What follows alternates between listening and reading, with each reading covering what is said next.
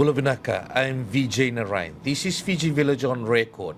Unity Fiji leader Savenaca Narube says the announcement by the new One Nation party that it has formally received the endorsement of Voreqe Bainimarama will seriously hurt its chances in the next general elections. However, General Secretary of One Nation Ravindran Kumaran says the success or otherwise of the party in the upcoming elections, which by law has to be held by February 2027, will be decided by the Fijian voters in an electoral process which must be impartial, transparent, have integrity, and give all Fijian voters in Fiji and overseas the equal opportunity to participate in a credible democratic process. While reacting to the earlier statement on the endorsement of One Nation by Bainimarama, Narube says the president of the new party, Tupou Raunindalo's belief that Bainimarama would bring trust and confidence to all Fijians is seriously misplaced. Narube says the people know that coup leaders like Bainimarama have only brought distrust,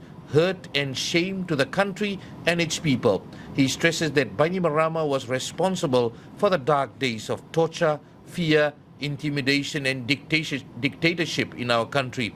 Narube says he wishes to remind the people that they have the power to stop coups when they stop honoring coup leaders and speak out against coups. He says we should remove the immunity clause in the imposed 2013 constitution and allow justice to take its course. Narube says, like George Speight, the other coup leaders should be brave enough to account for their actions. He says we owe our children and grandchildren and those that will come after them a better country where we celebrate achievements, not coups, have one law for everyone, not selective justice, transform our livelihoods, not wallow in poverty, look after the people, not self-serving, and clean up the governance, not condone corruption. Narube says since the downward slide of Fiji First in the 2018 elections and especially in the last 3 years, the people have moved on. Now, One Nation's General Secretary, Ravindran Kumaran, says Narube is entitled to his opinion, disjointed as it may be.